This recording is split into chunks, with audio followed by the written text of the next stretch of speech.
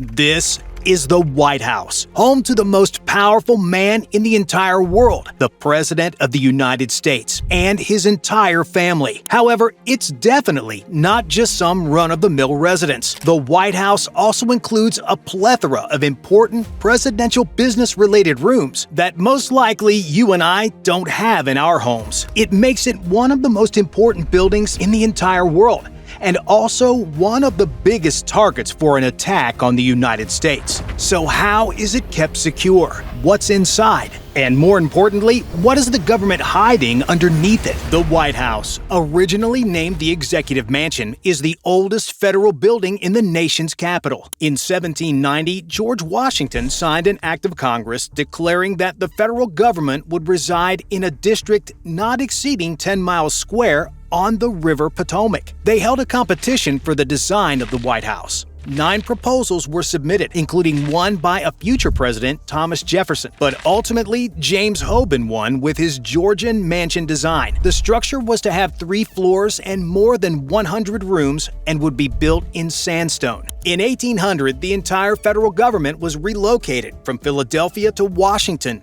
and John Adams, the country's second president, moved into the still unfinished presidential mansion with his wife, Abigail. Every president following would find themselves a resident of the White House. The White House would remain standing for an incredible 12 years before it was torched by the British during the War of 1812. Luckily for the Americans, the building wasn't a complete loss, and only after a few years of rebuilding by the original architect James Hoban, by 1817, the White House was back in action. You may be wondering how the White House got its name. Well, that's simply because everyone kept calling it that because, well, it's white. It's also just a more unique name than executive residence. It got to the point that President Teddy Roosevelt, who also referred to it as such, started changing its name to the White House in official documents. Shortly after, the building would officially take that name. Speaking of Teddy Roosevelt, he would also be the first person to call for significant renovations of the place, which included the addition of the West Wing, moving the executive offices out of the main residence to make space for his large family. Various other additions over the years would add a special flavor to that place. This included a 3rd floor and even a new East Wing that provided the White House with more office space should it be needed. Unfortunately, just about 50 years after Teddy had done his mass renovations, the building was beginning to collapse. It became evident that things needed to be done, and President Harry Truman would have to be the one to do it. So he initiated a complete renovation from 1948 to 1952, during which the interior was entirely gutted and rebuilt with a steel frame to ensure its stability. While not getting to spend his entire term designing the White House to his exact liking, this extensive overhaul did preserve the historic exterior while even modernizing the interior infrastructure. He even allegedly dug a bit deeper into the ground, making something new just in case of emergencies. But more on that in a moment. As fascinating as the White House history was, it's also just as interesting today as it was back then. Perhaps even more so.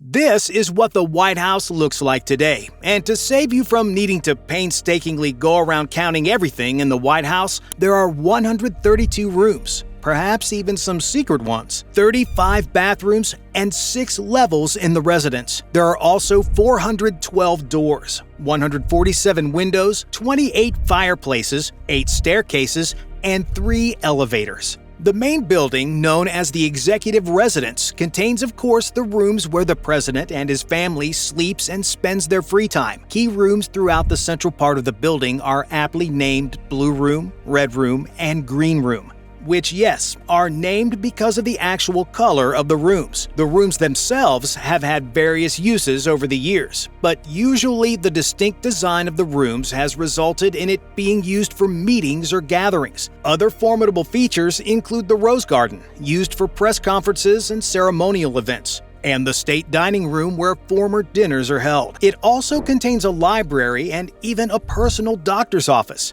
If you were wondering, nope, the White House design is not all business. The building also includes recreational activities such as a swimming pool, a home movie theater, and surprisingly, a bowling alley. Yes, the White House has its own private bowling alley, making dates between the president and the First Lady incredibly easy and affordable. The building still has the wonderful West and East wings. The West Wing houses the Oval Office, the president's principal workspace. It also includes the Cabinet Room, where the president meets with senior advisors and cabinet members. Perhaps the most important room in the entire West Wing is known as the Situation Room, located on the ground floor of the West Wing. It lands adjacent to the basement level of the residence building.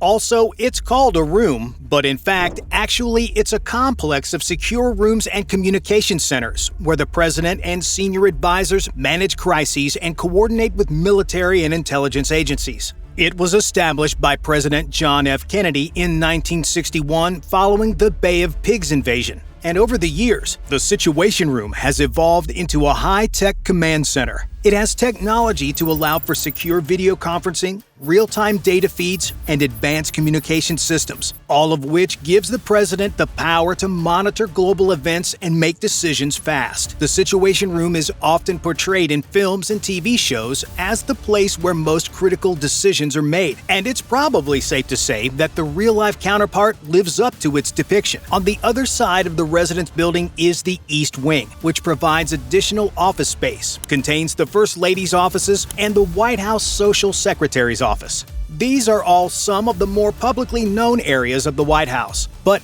what about the ones that the government tries to keep secret, or at least hidden away? What about the rooms they keep in the basement of the White House? The Presidential Emergency Operations Center, a secure bunker built to protect the president and other key personnel in the event of an emergency. The PEOC, reportedly located beneath the East Wing, is designed to withstand nuclear explosions and other catastrophic events. It is equipped with its own power and air filtration systems, ensuring that its occupants can survive even in extreme conditions. The PEOC itself gained public attention during the September 11 attacks, when Vice President Dick Cheney and other senior officials took refuge there. But honestly, who knows just how long they've been hiding it down there, or what else they may also be hiding down there. As with anything shrouded in mystery, if questions can be asked, they will be, and the White House basement is no different. The secrecy surrounding the basement has even given rise to numerous myths and legends. Some speculate about the existence of subterranean bunkers that could serve as safe havens during extended crisis. Others imagine hidden archives containing sensitive historical documents or even artifacts of national significance. While many of these tales are speculative, the true extent of what lies beneath the White House remains a closely guarded secret. Okay, so with all this unconfirmed secret information, what exactly does the security for the White House even look like? It must somehow be stopping the biggest conspiracy theorists from sneaking into the underground bunkers to expose some secrets. It may seem from the outside that the White House is an inaccessible fortress. However, the White House actually is regularly open to the public. However, while this is true, these visits require meticulous planning. Bookings must be made at least 21 days in advance to allow time for thorough background checks. U.S. citizens must request access through their congressional representatives, whereas international visitors are advised to contact their embassies or consulates. So realistically, not just anyone can just waltz in the front door to greet the president at any given time. As for structural and technological security, the White House complex is situated at the heart of a highly controlled 15-mile flight-restricted zone surrounding Ronald Reagan Washington National Airport. This airspace is closely monitored, with numerous surface-to-air missile launchers stationed across the city, ready to intercept any aircraft that deviates from authorized flight paths as directed by the U.S. Air Force. The building itself is equipped with roof-mounted radar that meticulously scans the surrounding area for potential threats. You also aren't going to be able to successfully hide on the perimeter of the White House either, as it is under constant surveillance by an array of advanced infrared cameras. These cameras are capable of detecting even the slightest temperature variations, promptly alerting security personnel to any potential threats. So unless you're cold-blooded, good luck.